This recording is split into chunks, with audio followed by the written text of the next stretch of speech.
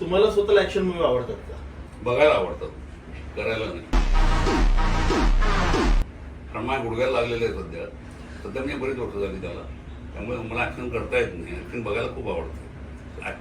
म्हणजे करावी लागणारी ऍक्शन वेगळी आहे,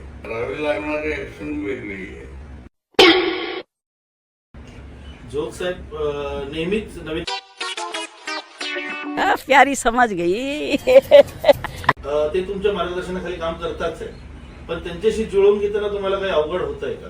त्यांनाच अवघड होत असेल कदाचित.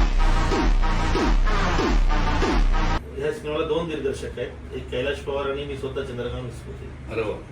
मराठीत ऍक्शन लोकांना पचवता येईल का? हा, ती प्रॉपर शूट झाली असेल तर नक्कीच पचवता येईल का नाही.